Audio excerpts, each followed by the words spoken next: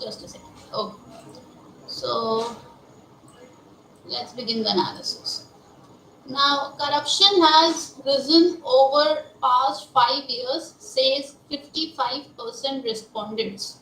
Now, a majority of respondents hold both union and state government responsible for the rise in corruption among both rich and poor. Nearly 6 in 10 respondents say that corruption has increased, and responses evenly distributed across village, town, cities. That means whatever the research or whatever the study that we are going to do today, uh, this is widely distributed as in what? That means the research or the study that has been conducted, it says that this is evenly found across village, town, city. That means the corruption part has not only been witnessed in only one part of the country, but in across three, that is village, town, cities, all of them.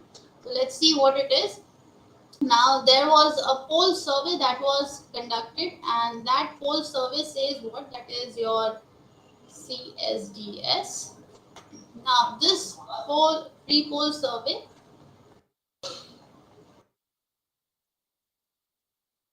this pre-poll survey was carried out recently and has found what? That the corruption has risen in past 5 years. That if you compare the past 5 years, you'll found that the corruption has risen. So, what is corruption? Now, for that, you should know what is corruption. So, corruption is use of public office. So, be very specific about the definition of corruption, that is use of public office for private gains.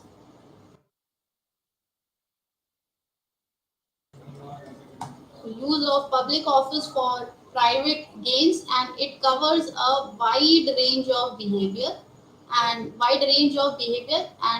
what are those wide range of behavior? That is, it comprises of bribery to theft of public fund.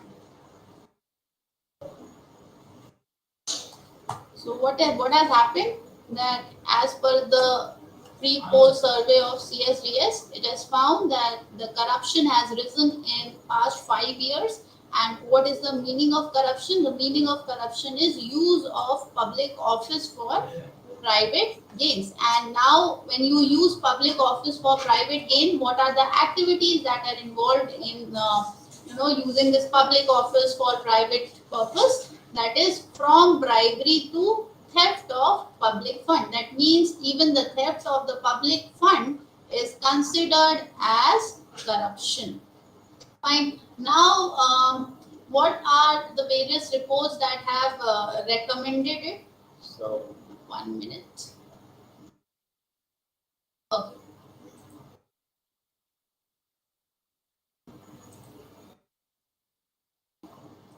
Okay. Just a minute. Fine. Now, what we have found is that the reports that have been conducted by, the reports that have been given by second ARC, that is your Second Administrative Reform Commission. Now, what has that report said? So, according to the second ARC, that is your Administrative Reform Commission, now they say that administrative malpractices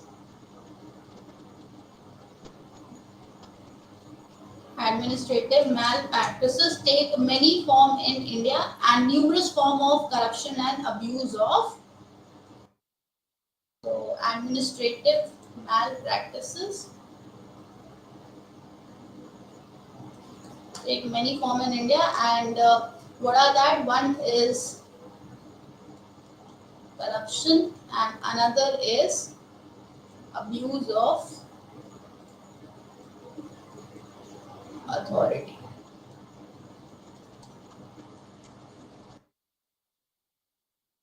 Fine. Now, what are the modes of corruption. For example, if you are one of the investigating officers, how would you know that this act should be considered as an act of corruption or not? So for that, CVC, that is your Center Vigilance Commission, has actually drafted certain activities which are considered as corruption. So what are those activities that CVC has considered as an act of corruption? So CVC has identified following modes of corruption. One is your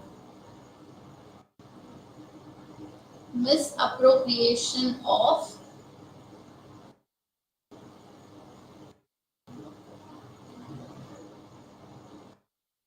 public money and stores. Other one is possession of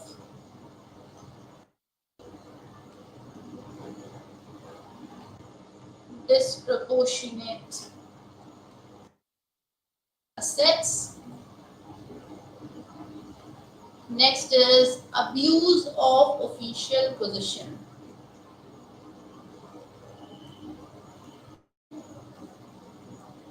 Abuse of official position and power.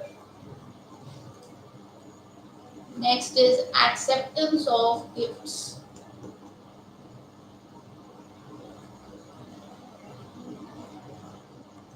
Acceptance of gifts. Next is misuse of imported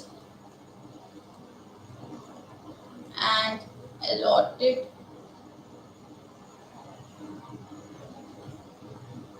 quotas. Fine. So as per CVC, these acts are considered as what? These acts will be considered as a way of corruption, that is misappropriation of public money and stores, possession of disproportionate assets, abuse of official position and power, acceptance of gifts, and misuse of imported and allotted quotas. Fine. Other than that, there are many more, but these are just few of them.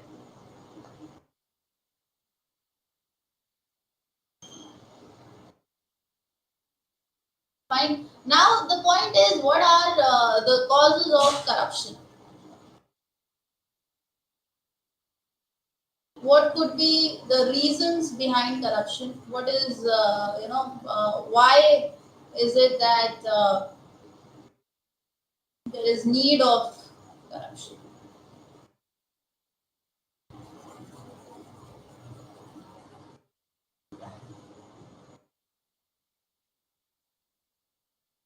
What is the need of corruption? What are the causes of corruption? See, if we go right to the point of social reasons, or what are the social causes for corruption, you will find that one of the reasons for for corruption in social cause is social acceptance.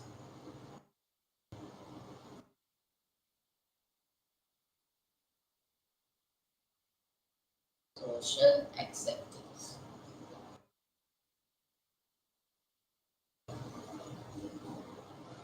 So social acceptance. Now people, out of this whole thing of being socially accepted, um, tend to become corrupt. Now, other than that, what else? Now, if you see, if today the world is running towards consumerism culture. So when the world is running towards consumerism culture, what is the impact of this? Now, since people are running towards this consumerism thing, so for that you require, of course, a lot of chunk of money. So then that becomes one of the reasons for corruption. Other than that, criminalization of politics.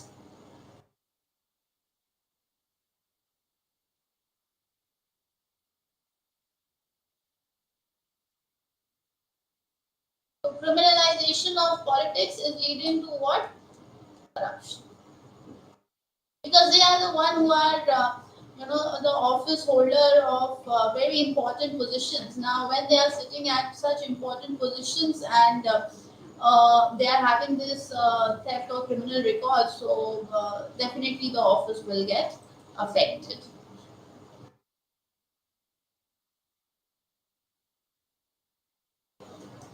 Next is what could be the social reasons for corruption is lack of vigilance.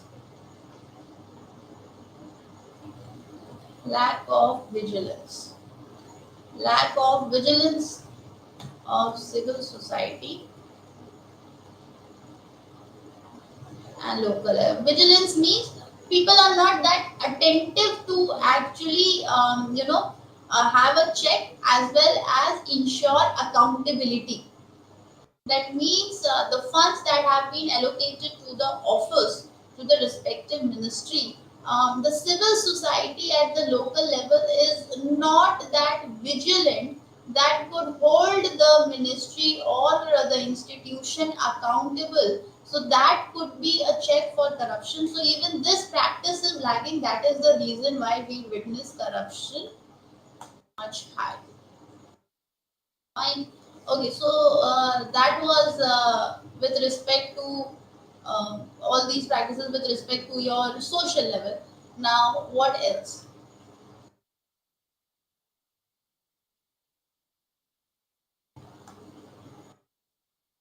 What else? So, if you see, there are economic reasons also. Why? Now, if you see inflation is increasing, so what is happening? Cost of living is also rising. Why? Because of privatization, because of globalization. So cost of living rising because of privatization, because of globalization. There is a mismatch in the pay structure. Why pay structure? Now, the pay structure might not be enough to meet the needs of the people. Fine. Other than that, you'll also find that there is a huge control with respect to what that is political and bureaucratic control of or economic system. That is what I just told you in the social cause also, that in most of the position you will find the politicians who are sitting, if in case they are holding the criminalization record, so what you will witness that the control of economy is gone, and now when control of economy gone into the hands of these people who are having the criminal records, what you will find is that it again this is going to give rise to corruption. Next is poverty also. Why? Because all those people who are there or who are struck with poverty, they tend to have this financial crisis. When they have this financial crisis, they will move on towards the malpractices, and these malpractices will lead to what? Rising prices, inflation, etc.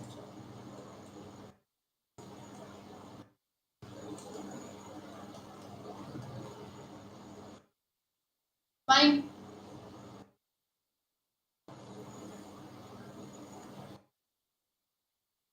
Okay. Now, what are the next? What are the reasons other than this? The next reasons or the other reasons what you'll find are see most of the political parties are forming coalition or coalition government. So what is happening is uh, coalition form of government is also leading to coalition form of government is also leading to fundraising. Now, fundraising, why? Because if the ministers are ready for this coalition, that would be only possible if you are kind of protecting them, or if you are having a lucrative deal. So for that, again, corruption. Fine. Other than that, especially the bureaucratic office, or you can say bureaucracy, they are having what? Security of tenure. That means when you know that there would be no larger significance, or there will be no larger impact onto your office as long as you are holding the office. The term is defined. So what is going to happen? This is going to lead to a very lazy approach, and when lazy, so there would be no accountability. Fine. Okay. Other than that, what is happening?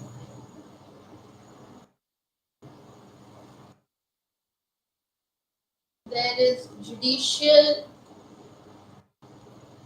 delay in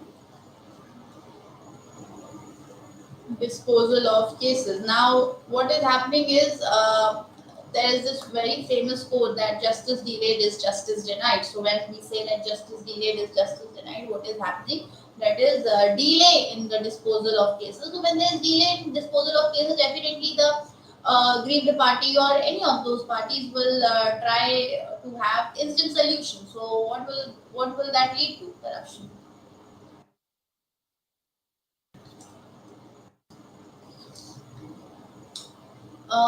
Then the process of judiciary becomes so hectic that what is happening is that litigation might take a back seat. So when litigation is taking a back seat, what is happening? Judicial system is becoming expensive.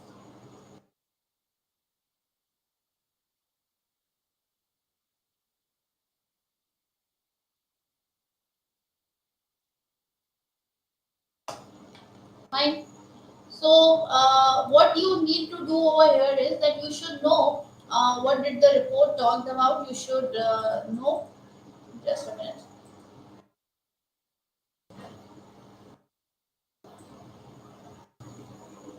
You should know what the report talked about. You should know what corruption is, and yes, then we can probably understand why this report becomes important from CSDS. That corruption has risen over past 5 years, says 55% respondents, and this has been witnessed all everywhere. That is your village, town, and cities. Fine. Okay, now let's move on to the next article. What is the next article?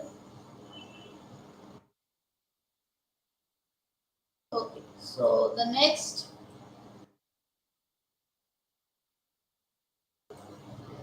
article says that Supreme Court quashes uh,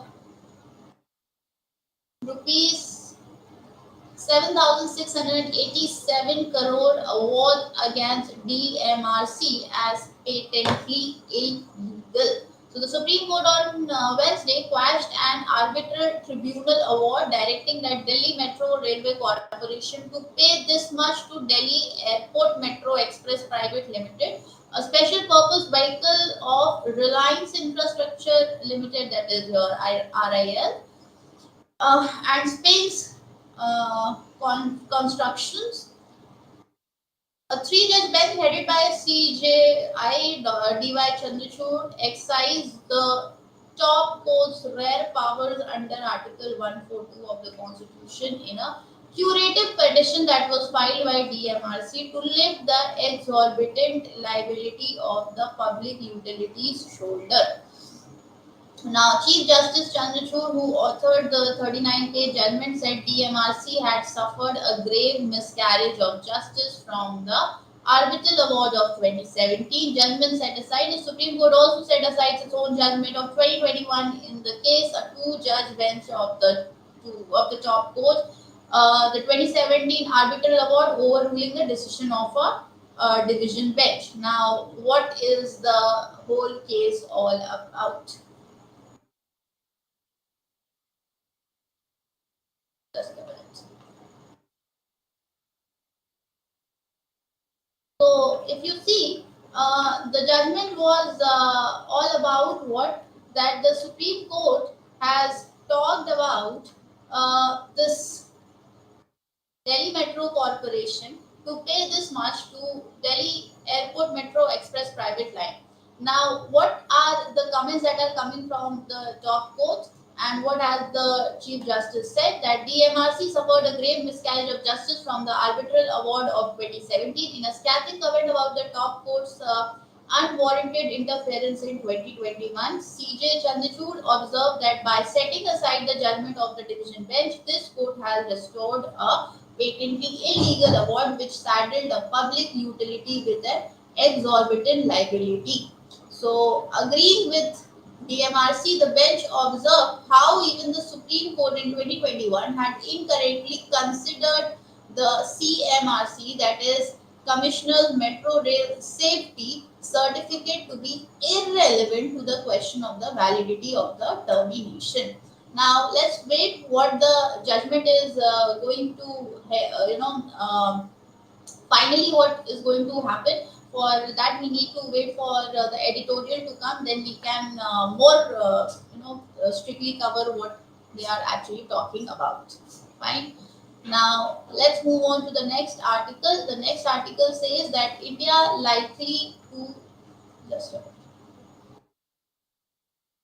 Okay, India likely to record normal monsoon this year. So what is the normal monsoon, or why India is likely to record normal monsoon this year? So what is happening is,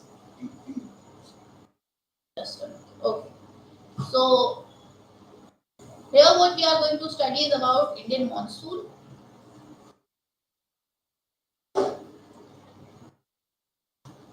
Now, if you see, what is happening is that it is usually the sun which is vertical over the Tropic of the Cancer. So you have this Earth, you have your equator, you have your Tropic of Cancer, you have Tropic of Capricorn. So what you find is that the sun is vertical over the Tropic of Cancer in the summer seasons.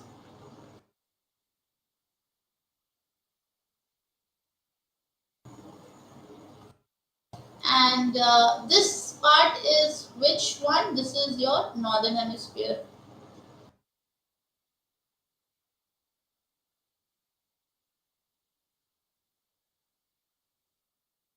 And the India landmass is where, if you find, or if you have a little bit idea, so you'll find India landmass here. So what you find is that the landmass, that is the India, gets heated to a great extent during this time.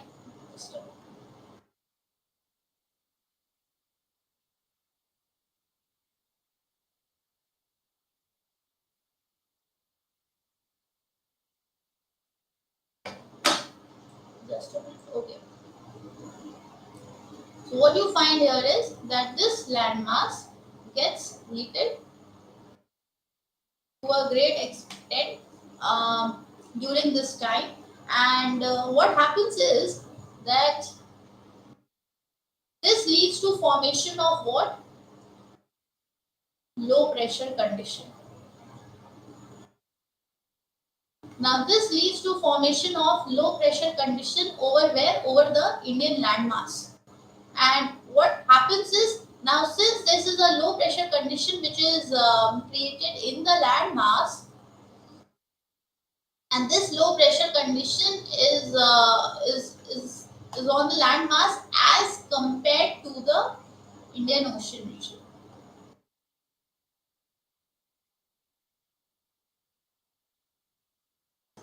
So तो उसकी वजह से क्या होगा, now because of this there will be thermally induced pressure.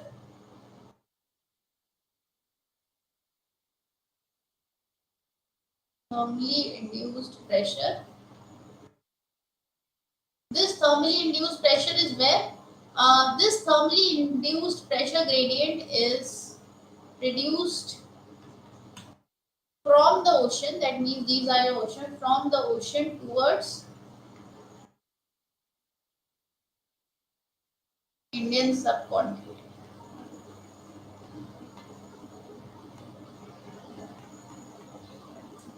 Now, what is going to happen? Now, if you see, the sun is where over the Tropic of Cancer.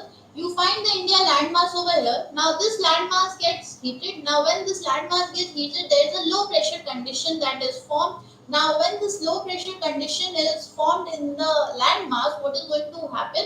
That the ocean around the landmass will experience what? A thermally induced pressure gradient of in the Indian subcontinent, because of which what is going to happen, from the ocean towards the Indian subcontinent. That means the pressure that is induced where is produced from the ocean towards the Indian subcontinent, and this will lead to what? Now this entire thing is going to lead to onset of southwesterly blowing from Indian Ocean towards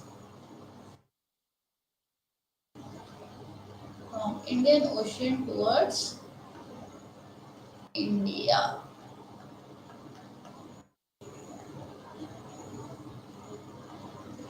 Fine. Now you see what is happening. Again, I'll repeat. The sun is here where at the Tropic of Cancer there is a low pressure condition that is being created because of the sun that is present over here. Now, since the landmass gets heated, what is happening is there is a thermally induced pressure, where there is a thermally induced pressure gradient in the ocean that is your Indian Ocean region, and which is towards the Indian subcontinent. Now, towards the Indian subcontinent, as compared to what? As compared to your Indian Ocean again. Now, this is going to lead to what? Onset of southwest blowing from the Indian Ocean. Now, when there is a low pressure that is created in the landmass region, what is going to happen? From here onwards, your southwesterly winds blowing in the regions get attracted towards the landmass, and now they will be, or the onset of the southwest blowing from the Indian Ocean towards the India will take place. Now, what is going to happen further? Now, see, you have the southwesterly monsoon. So, what is going to happen? These winds called southwest monsoon, which are blowing from sea towards the land. Now, they carry what? A large amount of moisture.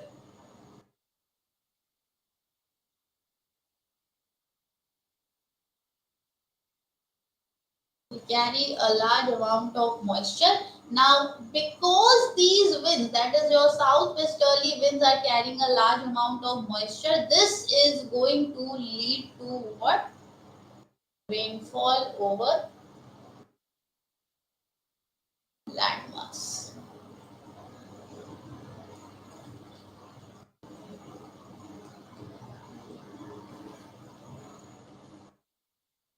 Fine. So, this is one thing. Now, what is going to happen?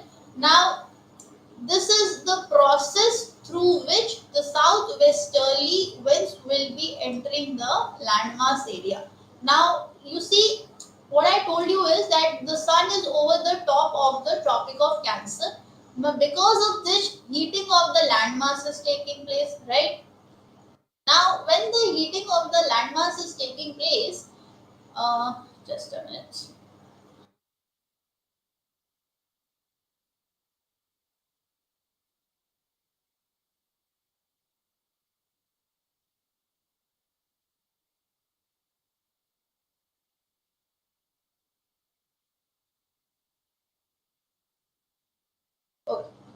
Now the heating of the land mass is taking place.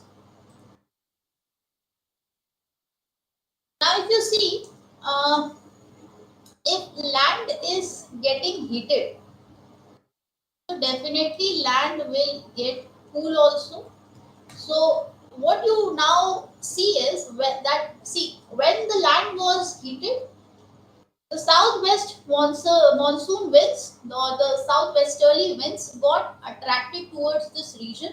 Now when the land, if the land gets cooled, so what is happening is the Indian Ocean or the ocean region remains warmer. So you see, land has got cooled, but the ocean region is still warmer as compared to your land region. So what is happening? This will lead to pressure gradient. This will lead to pressure gradient. And this pressure gradient now, if you see, will get reversed. Reverse as in what? Because your ocean is warmer and your land is cooler. So initially what was happening? The pressure gradient was over here. So what was happening now? This thermally induced pressure gradient was in the ocean, which was towards the Indian subcontinent region. Now what you will find is this: there will be an alter. There will be an alter of the pressure gradient reversed towards the ocean region or towards the sea. And when there is this reverse of pressure gradient towards the sea or towards the ocean region, what you will find is this will lead to onset of winds blowing from. So this will lead to onset of winds blowing from north east to south west.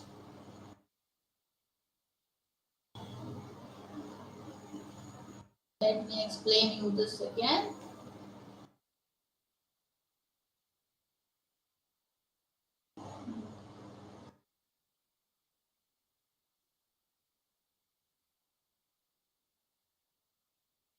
Fine. Now, what did I told you? I initially told you that the land is going to get heated. So, the pressure will be developed from ocean towards the land. Now, when the land gets cooled, the ocean or the sea remains heated. Now, the pressure gradient is going to get altered. So, the pressure gradient, what you find here is the pressure gradient is altered, and when this is altered, this is leading to what? Now this is leading to a wind system. What kind of wind system? Now this wind system will be what? This will be blowing from northeast to southwest. Here, when land was cooled and ocean was heated, and here what you will find is onset of southwest monsoon winds.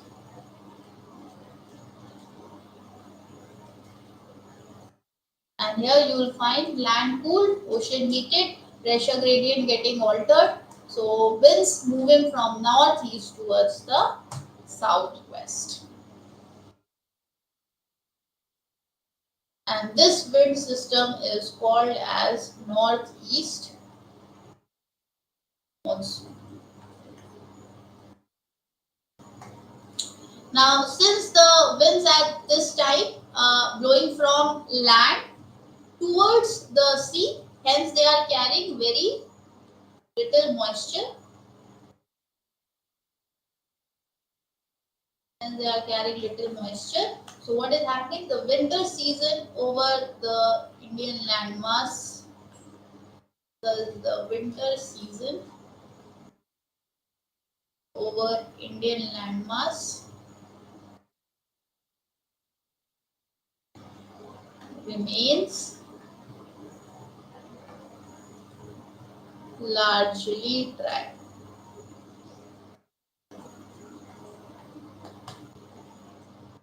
right?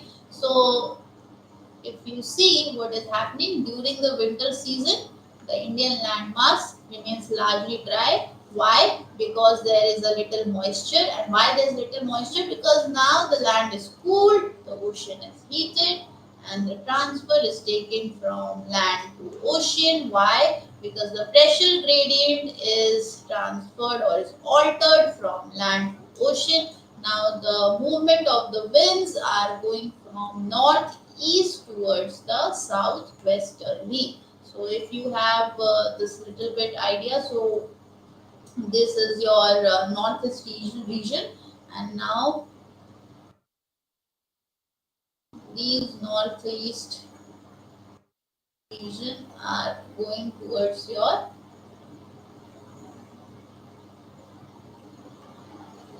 southwesterly region.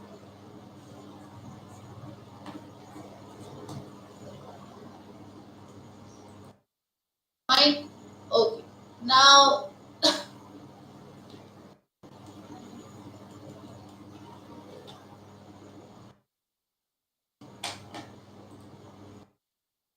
just a second. Now, see, this is a theory, which might be agreed by some, which might not be agreed by all. So, this theory is, talking about what? So, this is a thermal theory of monsoon, which treats this system of, land and sea breeze operating in these, subcontinental level. So, what you need to know is, just a second.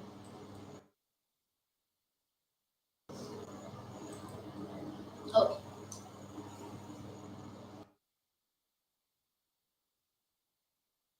So what you find is that this is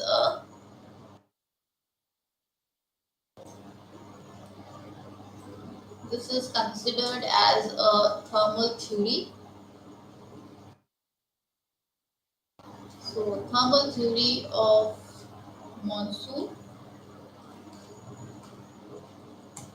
Whatever I told you, this is considered as a thermal theory of monsoon, which treats this system as what? Land breeze and sea breeze. So you must have heard about land breeze and sea breeze. So the thermal theory of monsoon considered this whole system that I have just taught you as land breeze and sea breeze. Now the direction of wind reverses seasonally. Here you'll find that the direction of the winds are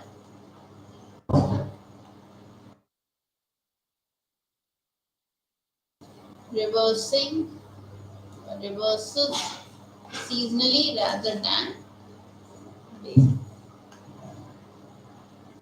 So now if you see, the thermal theory of monsoon calls this system as land breeze and sea breeze. Here what is happening, the direction of winds are reversing seasonally.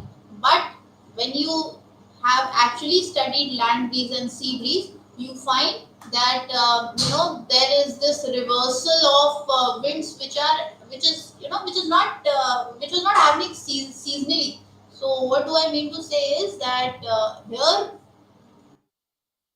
in the actual case of land breeze and sea breeze, it is different as compared to the thermal theory of monsoon.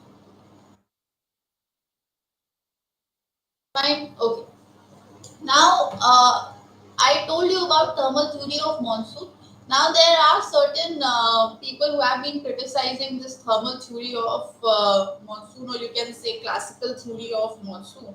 So, why or on what basis they have been criticizing this thermal theory of monsoon? Now, the people who or the criticism that has been coming here is on the basis of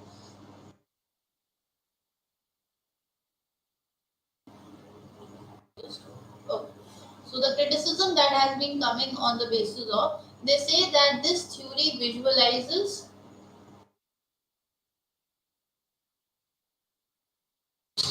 monsoon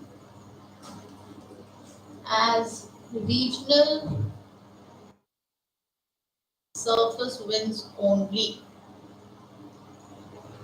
Now you see, monsoon is a big phenomena. Why monsoon is a big phenomena? Because it is associated with the rainfall pattern that the entire agriculture practice is also getting affected because of the change in the monsoon system. So it's not merely about land breeze and sea breeze. It is not merely about direction of winds getting reversed seasonally from ocean to main landmass or from main landmass to ocean. So what they say is that this thermal theory of monsoon is actually visualizing monsoons as monsoon on the basis of regional surface winds only. So they do not agree with this concept. Now, secondly, what they say is that this thermal theory of monsoon is actually or has actually failed to explain the uncertain and irregular character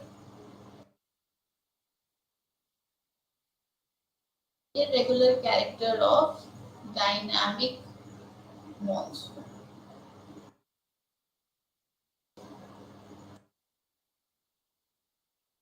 Fine. Other than that, what is happening is this is what I just told you. See, monsoon is a big phenomenon. It can't be just covered in a manner where you can say it is only about the reversal of the wind. This reversal of the wind is not only associated with respect to the winds moving from land to sea direction or sea to land direction. Fine. Oh, so what else?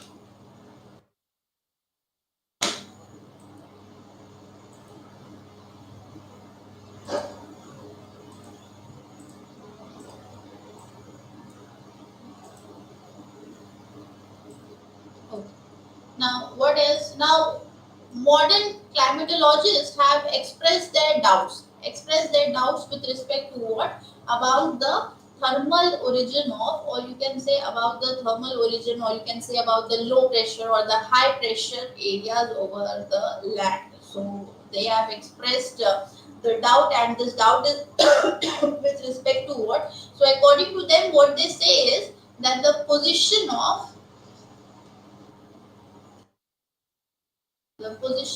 low and high pressure, the position of low and high pressure areas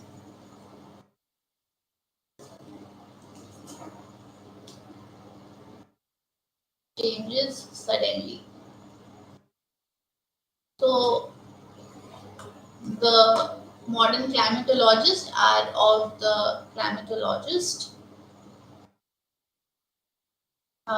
opinion that the position of low and high pressure area changes simultaneously or suddenly. So when they are saying that the change of the position is happening suddenly, so what is happening is that these sudden changes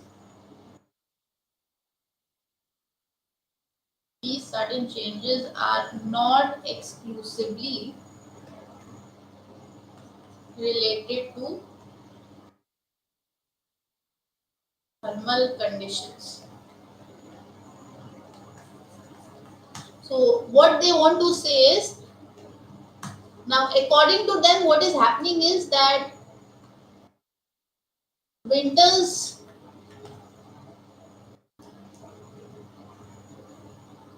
winter high is the outcome of anticyclonic condition.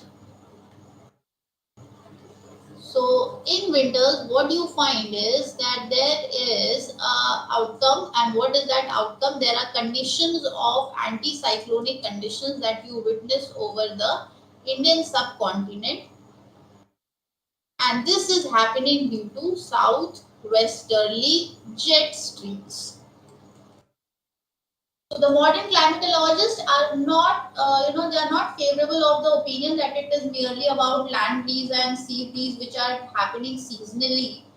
They are saying that the winters witness this anticyclonic condition in the Indian subcontinent, which is because of the southwest jet streams. Okay. Then also there is a condition of Indian Ocean dipole. That is again your static portion. So you must know about the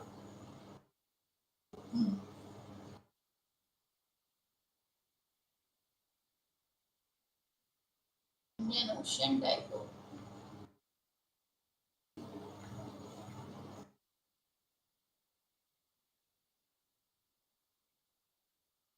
Fine. Now, what is Indian Ocean dipole? I think that is your static portion. So you must know about it. So this was about India likely to record a normal monsoon this year. And why did they say this? Because India is likely to experience normal monsoon this year. The private weather forecasting agency SkyMet said on Tuesday, forecasting more rainfall in the second half of the seasons. Now, IMD also detected early signs of favorable monsoon, and this year with fading El Nino. So if you see, we have Indian Ocean dipole, we have jet streams, we have this El Nino. So all these are the conditions that affect the Indian monsoon.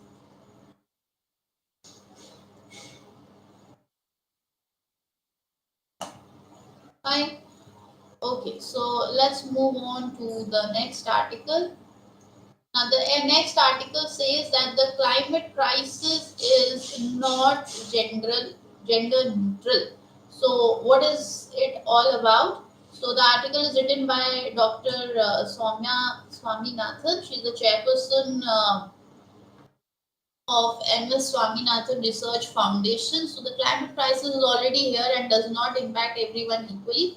Women and girls experience disproportionately high health risk, especially in the situation of poverty due to existing roles, responsibilities, and cultural norms. You know, according to UNDP, women and children are 14 times more likely than men to die in a disaster. The Supreme Court of India has just ruled that people have a right to be free from the adverse effects of climate change, and the right to a clean environment is already recognized as fundamental right within the ambit of right to life. Now, agriculture is the most important livelihood source for women in India, particularly in rural India. So, climate driven crop yield reductions increase food insecurity, adversely impacting poor households that already suffer what? Higher nutritional deficiencies, and within small and marginal land holding households, while men face social stigma due to unpaid loans, which is leading to migration, emotional distress, and sometimes even suicide. So here, what we have got to see is that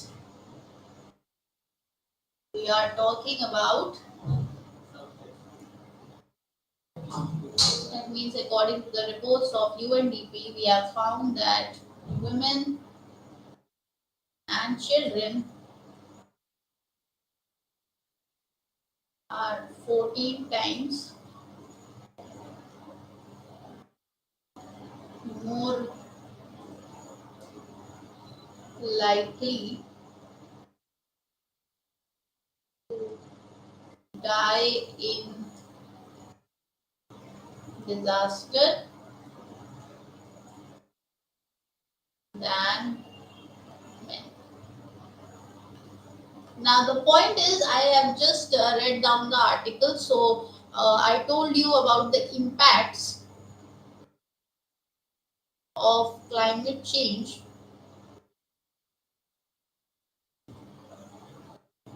on vulnerable groups.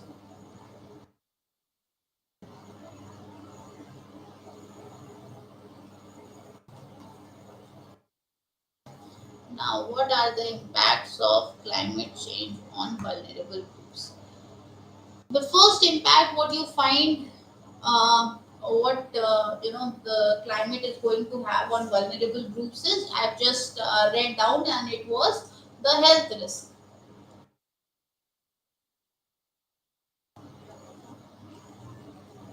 and the mortality.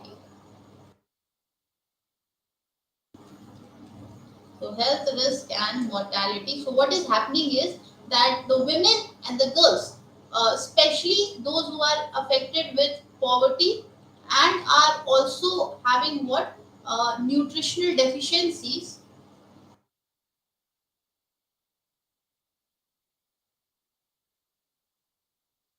they tend to get affected more by disaster, right? So why is it, health risk and mortality rate is very high with these women? Why? Poverty and nutritional deficiency is definitely one of the cases. The other cases are of cultural norms and responsibilities.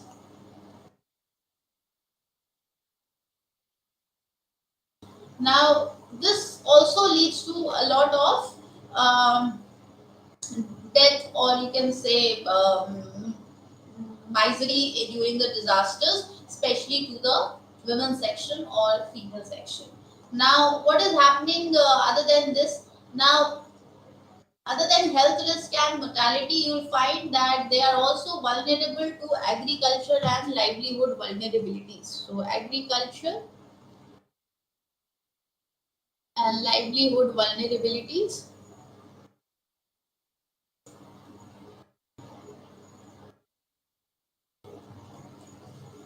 Now, what is happening is that agriculture is one of the very vital source of livelihood, especially for women in the rural India. So, what is happening is that they are getting very much affected by climate change. Why? Because the crops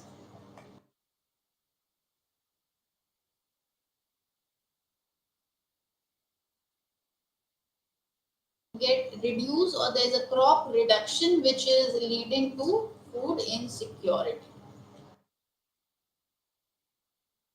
Just a minute. Leading to food insecurity.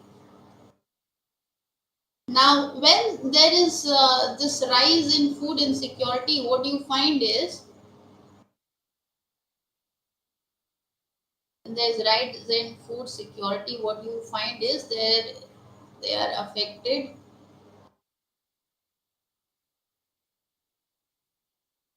nutritional intake. So they are affected by the nutritional intake, which is leading to a domestic challenge for women.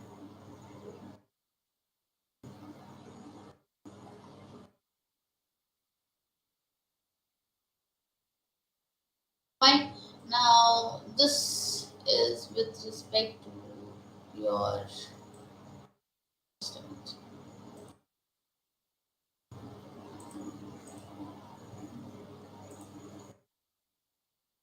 Okay. Other than that, what you find is water and sanitation issues also.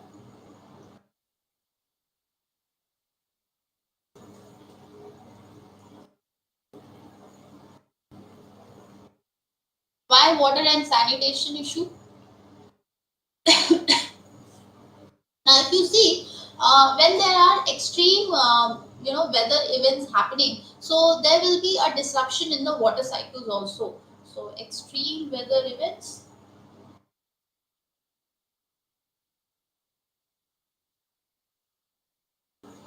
leading to disruption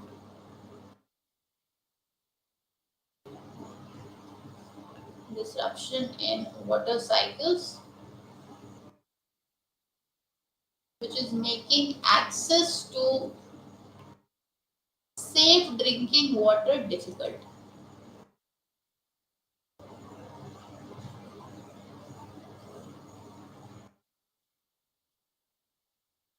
Now, when access to safe drinking water is difficult, what is happening? Now there is a burden, or you can say, especially in the rural section, now these women have got the responsibility of having doing the household chores alone. So it can be treated as a burden, or you can say the responsibility of providing what clean water, or responsibility for water collection.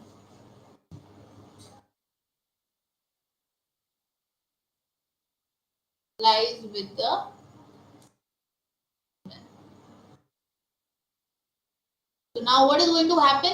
Now if there is unavailability of safe drinking water, what is going to happen now? Now this work is also, or this responsibility also goes to women section. So instead of having productive work, what is going to happen? Now their time will get reduced. So there will be reduction of time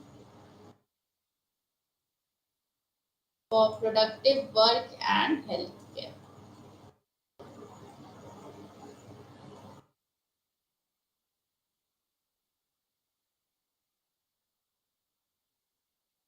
Right now, if I'm saying this, how will I justify my arguments? Because anything which is unjustified is, you can't say without any justification. So okay, there has been a report that has been conducted, and that report is with respect to your CEEW.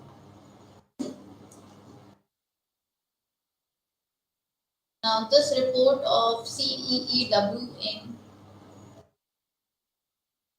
2021. What is this report about? This report is about Council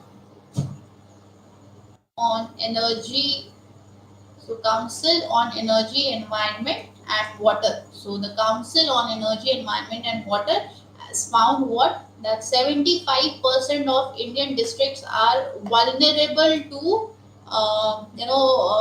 this water related diseases, or sorry, water related disasters. And what are those disasters? That means 75% of the Indian districts are vulnerable to floods, droughts,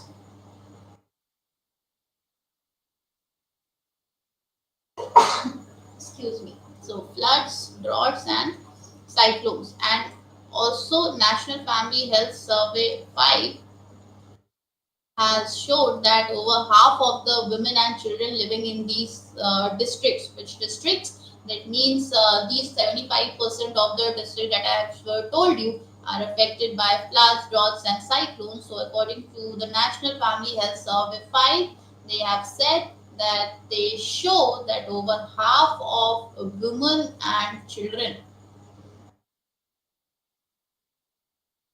living in these districts are at risk.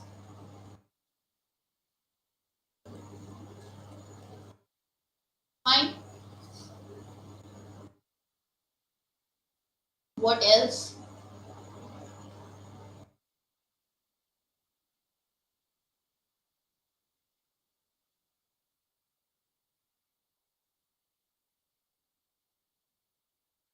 Now, this has also led to effect of food and nutrition. Now, according to the data which has been coming from again National Family Health Survey, so what has that data said? That the women in these districts, women in these drought prone districts, they what has been witnessed is they are usually underweight. They they experience higher rate of marriages that are happening. So higher rate of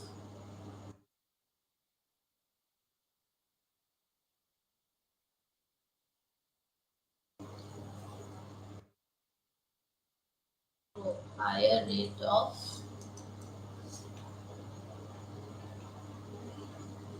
girl marriages.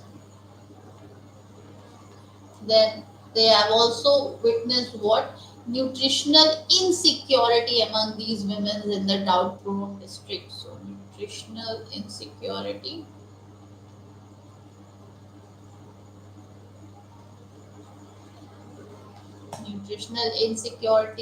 a lot of income uncertainty.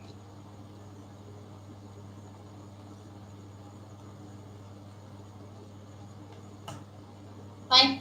So these are the data that have been coming from CEW, that is your Council of this Energy, Environment and Water. Then you have this data coming from National Family Health Survey. Now both these data have been talking about the nutritional insecurity, and how the disaster, like whatever disaster it is there, that is not, or you can say the climate crisis are not disaster, or the climate crisis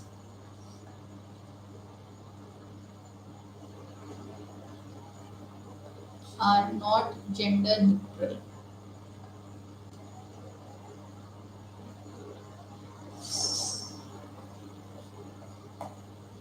Right? So these crises are not gender neutral. Why? Because they tend to affect one gender, that is a women segment, more. Because you know the entire article has explained how healthcare also affects gets affected, how health and sanitation gets affected, how water gets affected, how agriculture gets affected, and what impact all of them are ultimately having on the woman segment. Now let's move on to the next article.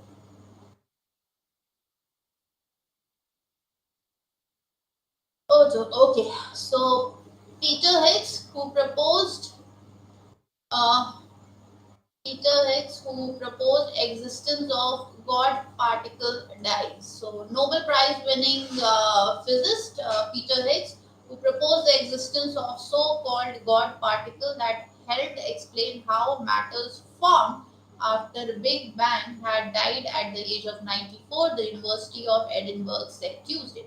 The university where Mr. Higgs was emeritus professor said he died on Monday peacefully at home following a short illness. So,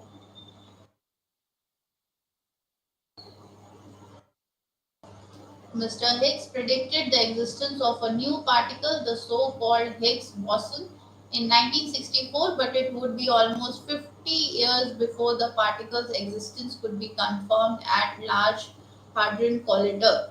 So, now let's see what it is all about.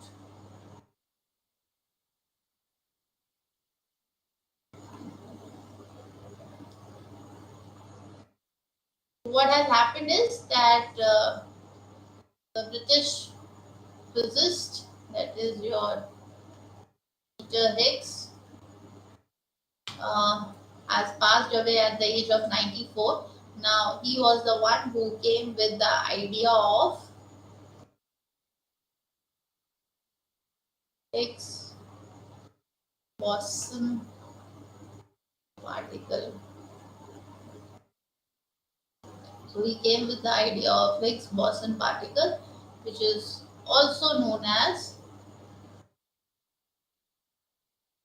God particle.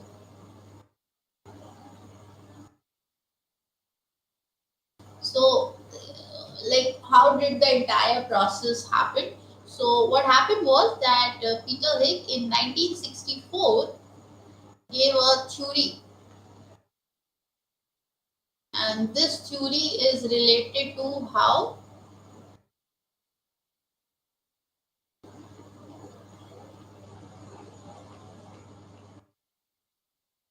this theory is related to how subatomic particles, that are your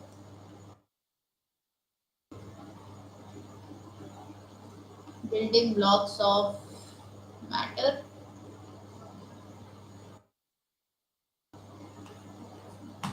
That means this Peter Higgs in 1964 came with a theory. This was related to how subatomic particles, that is building blocks of matter, or how these subatomic particles got their mass.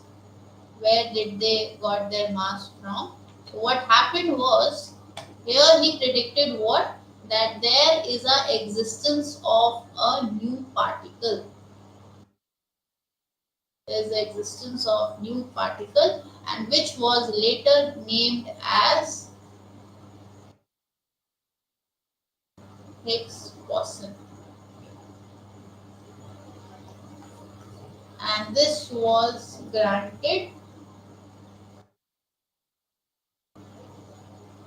or this has granted. That means this particle, Higgs boson, this new particle which was discovered by Peter Higgs in 1964 in a theory, He said that this new particle, which is Higgs boson, granted mass to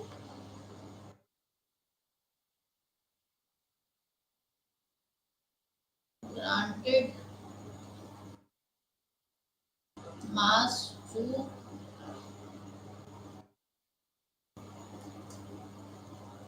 fundamental particles.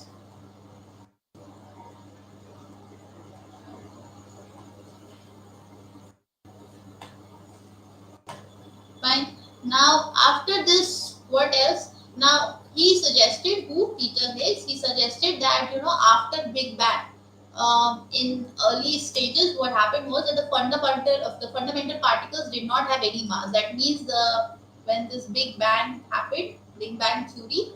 So, when this Big Bang happened, there was no fundamental, the fundamental particles that were there in the space, they did not have any mass. This was considered by Peter Higgs. So as the universe cooled, what happened was that there was an invisible force or invisible force field that got formed, which has been termed as Higgs field. So what was, he was of the opinion that when this Big Bang occurred, the fundamental particles did not have any mass, and as the universe got cooled, when the universe got cooled, there was a invisible force field that was formed. So this force field was known as Higgs field. So when the universe got cooled, there was a force field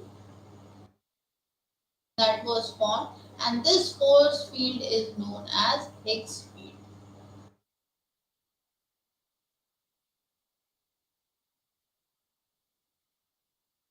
Now, this Higgs field, or you can say the associated particle with the Higgs field, are known as Higgs boson. So, the particles associated with Higgs field are known as Higgs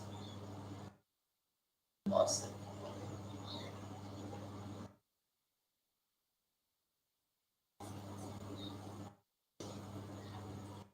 Fine.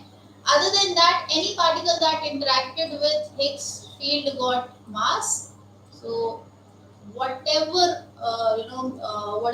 any particle for that matter who got interacted with the Higgs field got mass and were known as Higgs boson.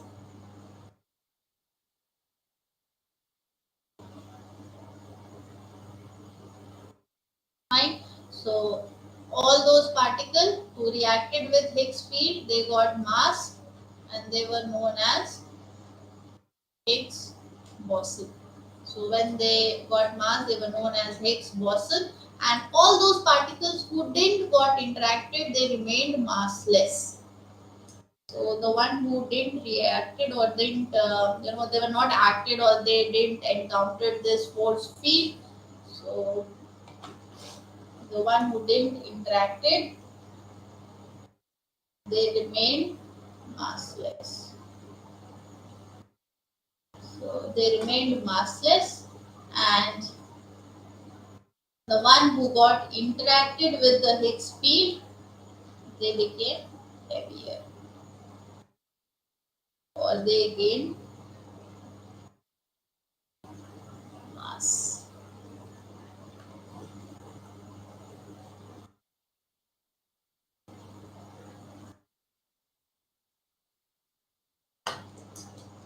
Fine.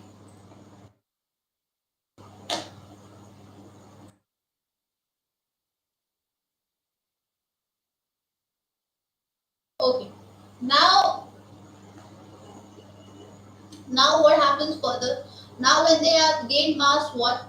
Now what is happening is when these particles of the space on reacting with the Higgs field, they get mass, so they are known as Higgs boson. So as these Higgs boson grant these mass to the particles like electrons, etc., they were termed as God particles. So that is the reason why these Higgs boson, you can say, were referred as God particle, because they have granted mass to the massless particles. So God's particle.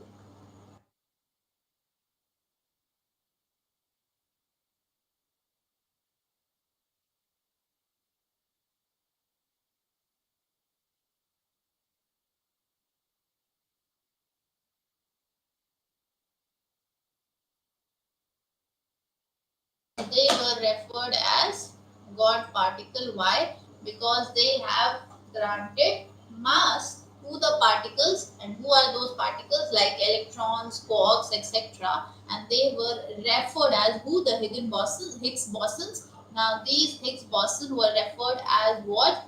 God particle. Now eventually what was happening was that the Higgs boson was discovered, or this Higgs boson was discovered by Hadron Collider 2012. Fine. So this becomes important with your science and tech section, and also with respect to your geography segment. Fine. Okay, so let's move on to the next article.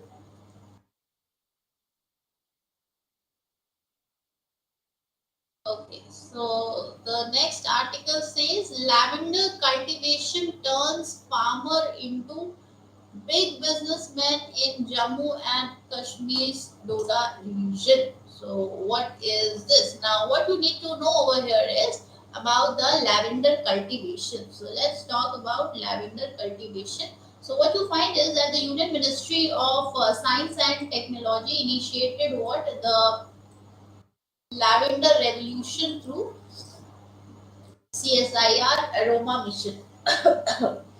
So, there is a lavender mission, or you can say lavender revolution,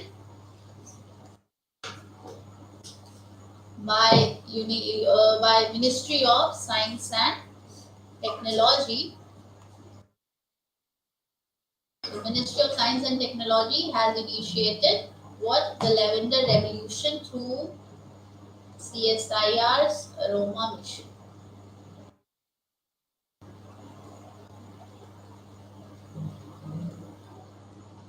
What you find is that the revolution, as well as this lavender revolution and the mission of the aroma, what was this purposely about? So this was to increase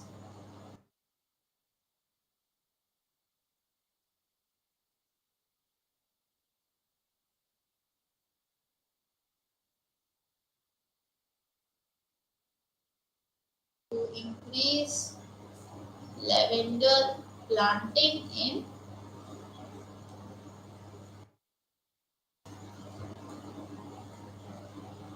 Jammu and Kashmir region. Now, what is the goal behind it? So, what is the purpose behind it? So, the goal was to take advantage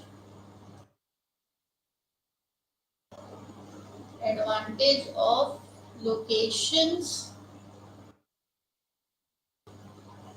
location. And what is the reason behind it? So as to increase homegrown market. Now, when you increase this homegrown market, what is going to happen? This shall lead to increase in farmers'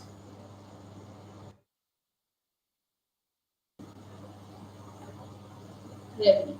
Fine. Now, what is this CSIR aroma mission?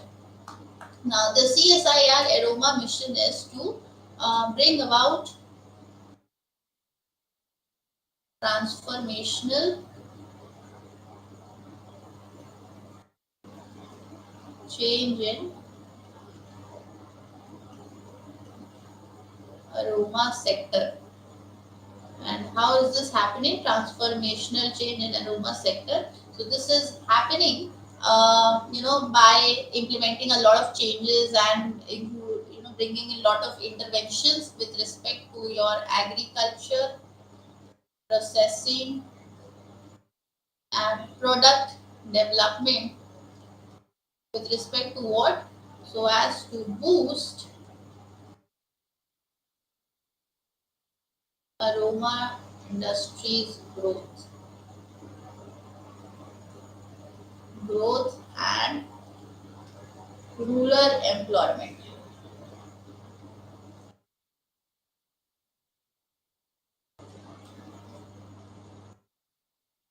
Fine. Now you should see there are three things. One is your lavender revolution. Other one is the CSIR aroma mission, and who is after all this. This is ministry. Who has proposed this all this is Ministry of Science and Technology. So let's discuss about what is the lavender and what are the conditions that are suitable for the growth of the lavender.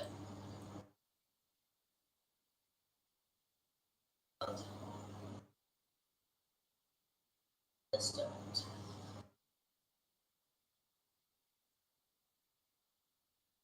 Fine. So let's discuss about what is the lavender. Okay. So when I talk about lavender,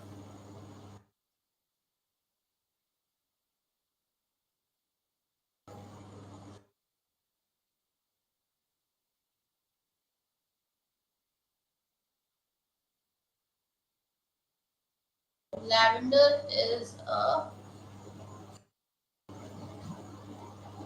flowering plant. Fine. And what is it famous for? So it is known for its fragrance, um, beauty,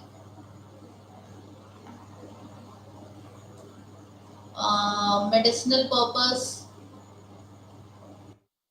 It could be also used for ornamental applications. So ornamental applications.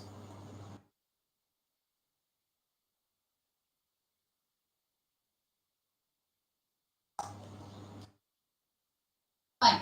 Now, what are the conditions in which this cultivation of lavender will be favorable? So, the climate which are favorable, or the season or the conditions which are favorable for cultivation of lavender is firstly sunny and warm climate. Then you have well drained soils. You should have Mediterranean climate with hot, dry summers and mild winter. Now, when it comes to soil, so what kind of soil lavender prefers?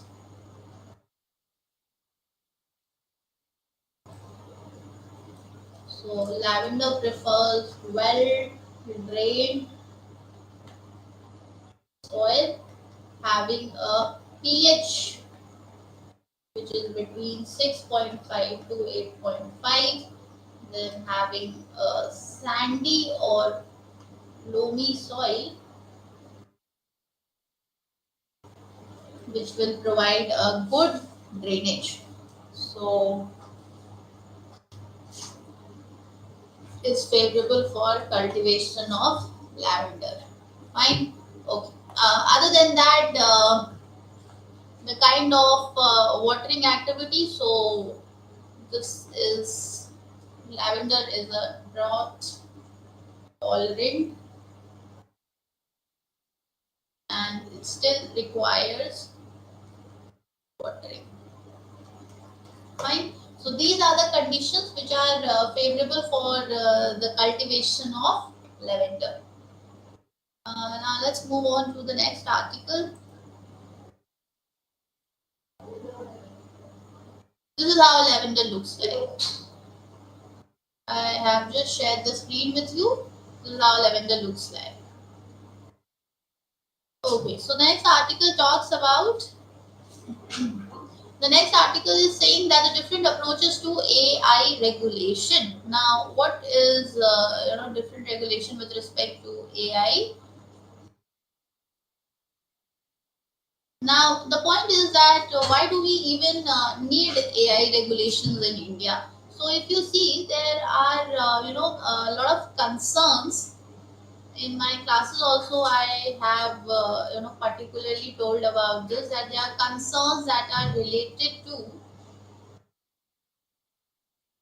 privacy, then data security,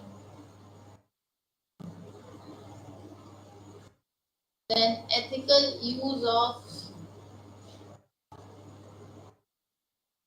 AI.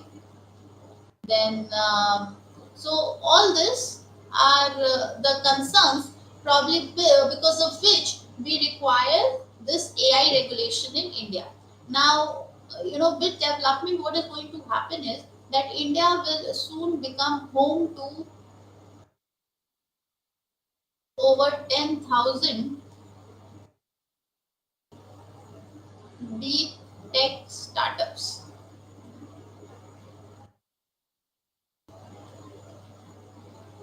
by 2030.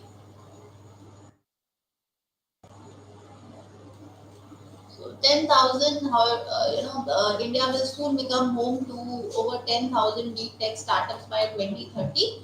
And this is the reason why, AI regulation is going to become very important with respect to India. So what are, India's approach towards AI regulation? So let's talk about India's AI mission.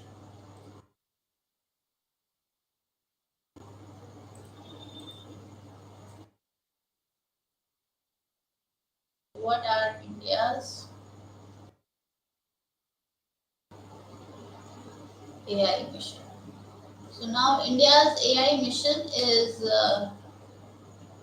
to ensure a structured implementation.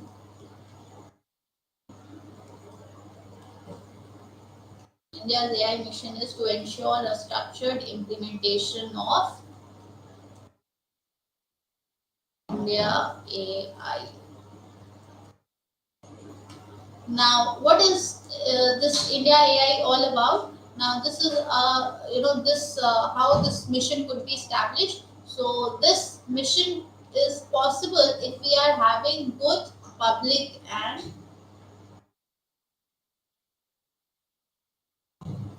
good public and private partnership model. Now, this aims towards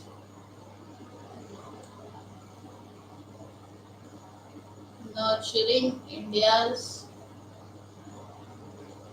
AI innovation ecosystem.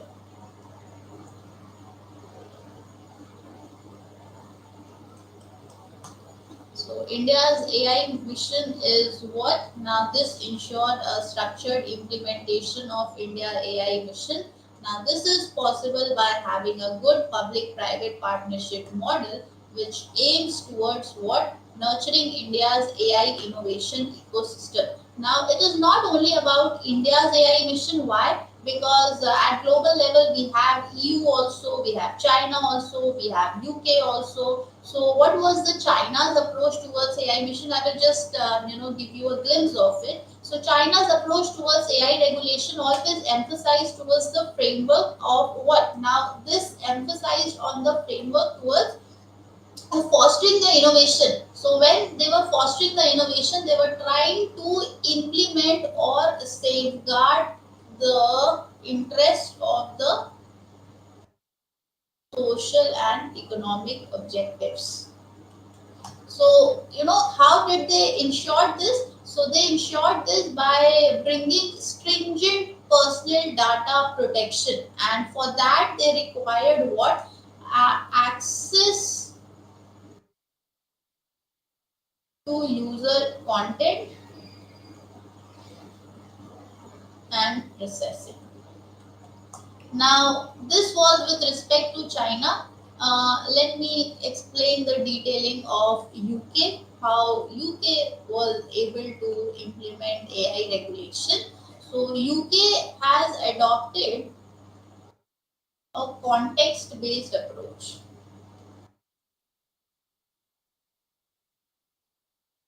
So, UK has adopted a context based approach. And what is it this approach all about? So, the approach requires mandatory consultation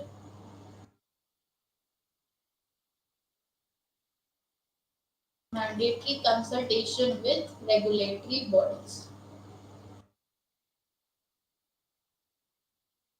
So, mandatory consultation with regulatory bodies, and this is possible how? By expanding the technical ambit and increasing the expertise in regulating complex technologies.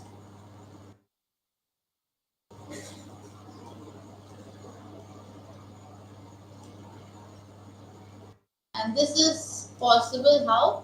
Bridging the gaps.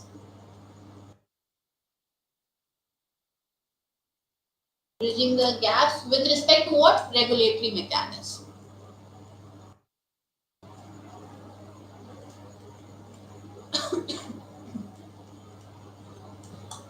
Fine.